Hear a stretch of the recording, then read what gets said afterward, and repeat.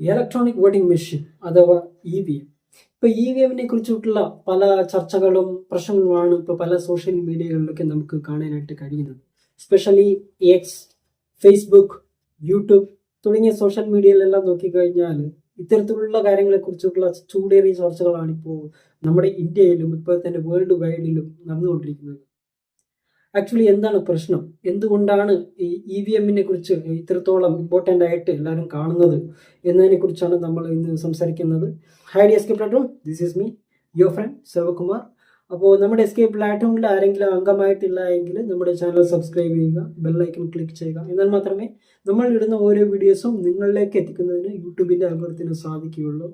അപ്പോൾ ഈ വീഡിയോ നിങ്ങൾക്ക് ഇഷ്ടപ്പെടുകയാണെങ്കിൽ തീർച്ചയായിട്ടും ലൈക്ക് തരണം. Because your support is very important to me to go ahead. So that is why I'm asking.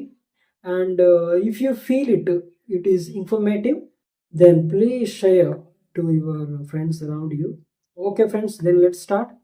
Actually എന്താണ് പ്രശ്നം എന്ന് നമുക്ക് നോക്കുകയാണെങ്കിൽ നമുക്കറിയാം, ഇപ്പോൾ USA അതായത് യുണൈറ്റഡ് സ്റ്റേറ്റ്സ് ഓഫ് അമേരിക്കയിൽ ഇപ്പോൾ ഇലക്ഷൻ്റെ സമയമാണ്. അപ്പോൾ അതുമായിട്ട് ബന്ധപ്പെട്ടിട്ട് അവിടെ ഒരു ഇലക്ഷൻ കാൻഡിഡേറ്റ് ആയ റോബർട്ട് കെന്നഡി എന്നറിയപ്പെടുന്ന വ്യക്തി, അദ്ദേഹം EVM മെഷീൻ എളുപ്പത്തിൽ ഹാക്ക് ചെയ്യാൻ കഴിയുമെന്നും അതുകൊണ്ട് അത് മാറ്റണമെന്നും പകരം പഴയ ബാലറ്റ് സംവിധാനം കൊണ്ടുവരണമെന്നുമാണ് പുള്ളി പ്രതികരിക്കുന്നത്. അപ്പോൾ അതുമായിട്ട് ബന്ധപ്പെട്ടിട്ട് പഴയ ട്വിറ്ററായ ഇപ്പോഴത്തെ എക്സിൽ അദ്ദേഹം ഒരു കമന്റ് ഇട്ടു. അപ്പോൾ അതിനെ സപ്പോർട്ട് ചെയ്തുകൊണ്ട് ലോകത്തിൽ തന്നെ one of the richest man and successful business man, അതുപോലെ തന്നെ സ്റ്റാർലിങ്ക് സാറ്റലൈറ്റിന്റെ ഓണറും എക്സിന്റെ ഫൗണ്ടറുമായ ഇലോൺ മസ്ക് ഒരു ട്വീറ്റ് ചെയ്തു.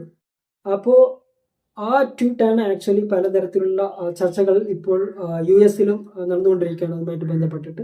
അപ്പം അതിനെ ഓപ്പോസ് ചെയ്തുകൊണ്ട് നമ്മുടെ ഇന്ത്യയിൽ നിന്ന് പഴയ BJP MP-യും മിനിസ്റ്ററുമായിട്ടുള്ള രാജീവ് ചന്ദ്രശേഖർ, നമുക്കൊക്കെ അറിയാം, തിരുവനന്തപുരത്ത് മത്സരിച്ച ഒരു വ്യക്തിയാണ് ഈ ഇലക്ഷനിൽ.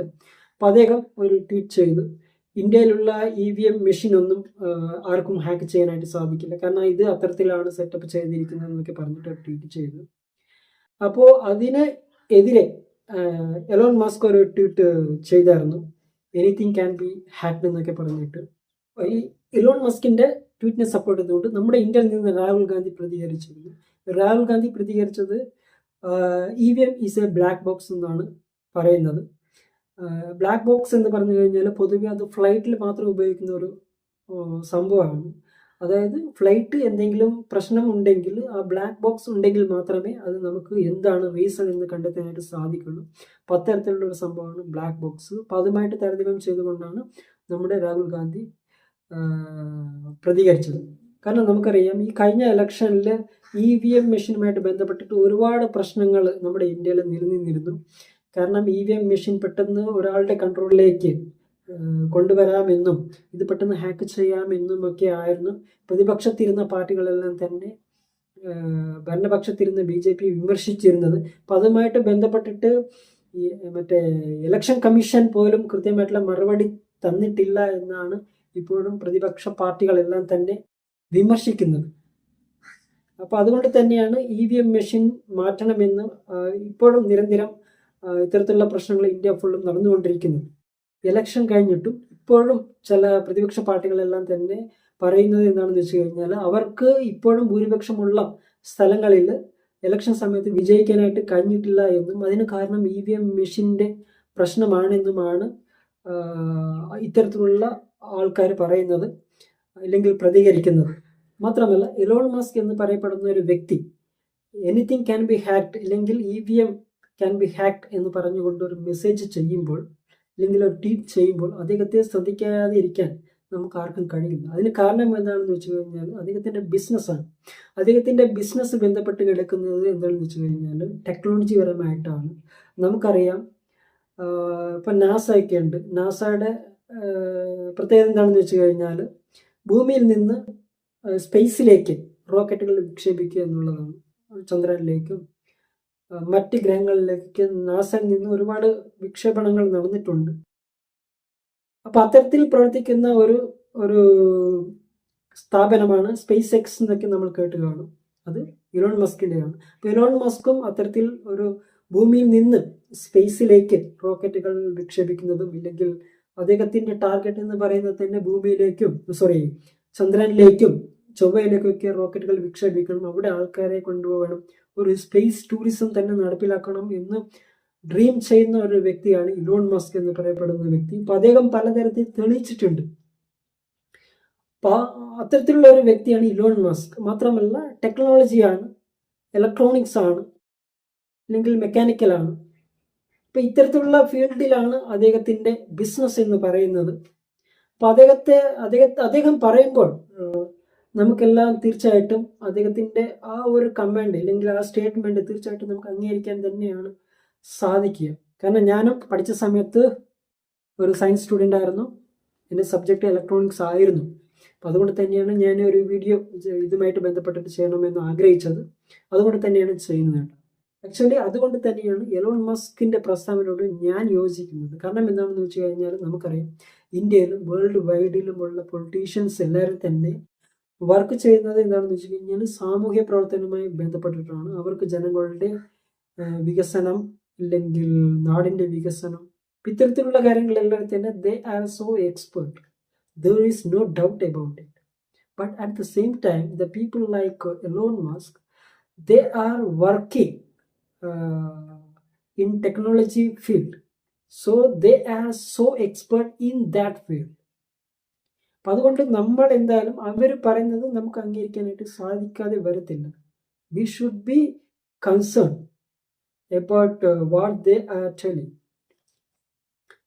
കാരണം അവർ അത്തരത്തിൽ വർക്ക് ചെയ്യുന്നതുകൊണ്ട്. ഇപ്പോൾ ടെക്നോളജി എന്നൊക്കെ പറയുമ്പോൾ ടെക്നോളജി മെഷീനാകുമ്പോൾ അതിൽ ഇപ്പോൾ കുറേ എക്യുപ്മെൻറ്റ്സ് ഒക്കെ ഉണ്ടാകും. ഓരോ എക്യുപ്മെൻറ്റ്സും പ്രോഗ്രാം ചെയ്തിരിക്കുന്നത് പല കോഡുകൾ ഉപയോഗിച്ചാണ് പ്രോഗ്രാം ചെയ്തിരിക്കുന്നത്. അപ്പം അത്തരത്തിലാണ് മെഷീനും ടെക്നോളജിയും ഒക്കെ ആയിട്ട് ബന്ധപ്പെടുന്നത്. അപ്പം അതുകൊണ്ട് തന്നെയാണ് നമ്മൾ എലോൺ മസ്ക് പറയുന്ന ആൾക്കാർ പറയുമ്പോൾ ഇതിനെ നമ്മൾ ഇത്രത്തോളം ഏറ്റെടുക്കുന്നതും അതുകൊണ്ട് തന്നെയാണ്. പിന്നെ അതുപോലെ തന്നെയാണ് നമുക്കറിയാലോ, നമ്മളൊരു PSC എഴുതുമ്പോൾ ഇല്ലെങ്കിൽ ഒരു നീറ്റ് എക്സാം, റെയിൽവേ എക്സാം ഒക്കെ എഴുതുമ്പോൾ നമ്മൾ ക്ലാസ്സിലേക്ക് എൻ്റർ ആകുന്നതിന് മുമ്പ് നമ്മൾക്ക് കുറേ ഇൻസ്ട്രക്ഷനൊക്കെ തരാറുണ്ടല്ലേ. അതായത് വാച്ച് കിട്ടാൻ പാടില്ല, മൊബൈൽ ഫോൺ കൊണ്ടുപോകാൻ പാടില്ല, വളകളുണ്ടെങ്കിൽ അത് റിമൂവ് ചെയ്യണം, അതുപോലെ ഹെഡ്സെറ്റ് ഉണ്ടെങ്കിൽ അത് കൊണ്ടുപോകാൻ പാടില്ല, അതുപോലെ ഇരുമ്പുമായിട്ട് ബന്ധപ്പെട്ട് കിടക്കുന്ന പല മെറ്റീരിയൽസ് ഉണ്ടെങ്കിൽ അതെല്ലാം റിമൂവ് ചെയ്യണം എന്നും ആണ് അവർ പറയുന്നത്. അതിന് കാരണം എന്താണെന്ന് വെച്ച് കഴിഞ്ഞാൽ ഇത്തരത്തിലുള്ള സാധനങ്ങൾ കൊണ്ടുപോയി ചിലപ്പോൾ കോപ്പി അടിക്കാൻ കഴിയുമെന്നാണ് നമ്മുടെ ഗവൺമെൻറ്റുകൾ പോലും വിശ്വസിക്കുന്നത്. അങ്ങനെ ഇരിക്കെ ഇതെല്ലാം തന്നെ മെറ്റീരിയൽസ് ആണ് ആക്ച്വലി. അപ്പോൾ നമ്മൾ ഇത്തരത്തിലുള്ള കാര്യങ്ങൾ കൂടുതൽ ശ്രദ്ധ ചെലുത്തുമ്പോൾ ഈ മെഷീൻ AVM എന്ന് പറയുന്നത് ഒരു മെഷീനാണ്. മെഷീനും ഇത്തരത്തിലുള്ള എക്യുപ്മെൻറ്റ്സും കാര്യങ്ങളെല്ലാം ഉള്ളതാണല്ലോ, മെറ്റീരിയൽസ് ഒക്കെ ഉള്ളതാണല്ലോ ഒരു മെഷീൻ. അപ്പോൾ അത് നമ്മൾ ഉള്ളിലേക്ക് കൊണ്ടുപോകുമ്പോൾ തീർച്ചയായിട്ടും നമ്മൾ ആ ഒരു കാര്യത്തിൽ നമുക്ക് ശ്രദ്ധിക്കേണ്ടതും ആണ് ആക്ച്വലി. കാരണം മെഷീൻ ആണ്.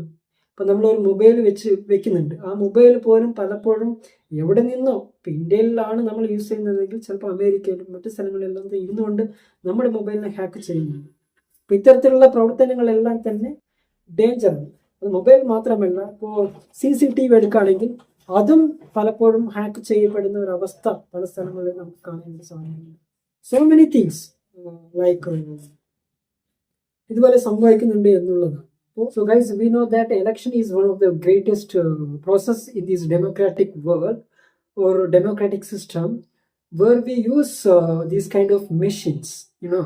പിന്നെ EVM എന്ന് പറയുന്ന ഒരു മെഷീനാണ്. ഈ മെഷീൻ കൃത്യമായിട്ട് വർക്ക് ചെയ്യണമെങ്കിൽ അല്ലെങ്കിൽ ഫങ്ഷൻ ചെയ്യണമെങ്കിൽ അത് കൃത്യമായിട്ട് ഒരു പ്രോഗ്രാം സെറ്റ് ചെയ്യുന്നത് കൊണ്ടാണ് അത് വർക്ക് ചെയ്യുന്നത്. ഈ പ്രോഗ്രാം എന്ന് പറയുന്നത് it's A kind of machine language ആണ്, അല്ലെങ്കിൽ ഒരു സോഫ്റ്റ്വെയർ ആണ്. അപ്പോൾ ഈ സോഫ്റ്റ്വെയറിൽ ഉപയോഗിക്കുന്നത് എന്താ പറയുക, കോഡുകളാണ്. അപ്പോൾ ആ കോഡുകൾ അനുസരിച്ചിട്ടാണ് ഓരോ ഡിവൈസും കൃത്യമായിട്ട് വർക്ക് ചെയ്യുന്നത്. അതിലൊരു ചെറിയൊരു ചെറിയൊരു മിസ്റ്റേക്ക് വന്നാൽ പോലും അതിൻ്റെ ഫങ്ഷനിൽ മാറ്റം സംഭവിക്കുമെന്നുള്ളതാണ് ഞാൻ ഈ വീഡിയോയിലൂടെ പറയുന്നത്. അതുകൊണ്ട് തന്നെയാണ് any machine can be hacked. So നമ്മൾ ആ ഒരു കാര്യത്തിൽ അവെയർഡ് ആയിരിക്കണം എന്നുള്ളതാണ് പറയുന്നത്. അപ്പോൾ നിങ്ങളുടെ അഭിപ്രായം ഇതുമായിട്ട് ബന്ധപ്പെട്ട് ഇപ്പോൾ ഒരുപാട് ചർച്ചകൾ അല്ലെങ്കിൽ ഒരുപാട് ന്യൂസുകൾ നമുക്ക് സോഷ്യൽ മീഡിയയിലൂടെ കേൾക്കാനായിട്ട് സാധിക്കുന്നുണ്ട്. ഗൈസ്, നിങ്ങളുടെ വിലയേറിയ കമൻറ്റുകൾ കമൻറ്റ് ബോക്സിൽ രേഖപ്പെടുത്തുക. പുതിയൊരു വീഡിയോയിൽ കാണാം. അതുവരെ എല്ലാവർക്കും നല്ലൊരു bye and take care. Love you all. Thank U.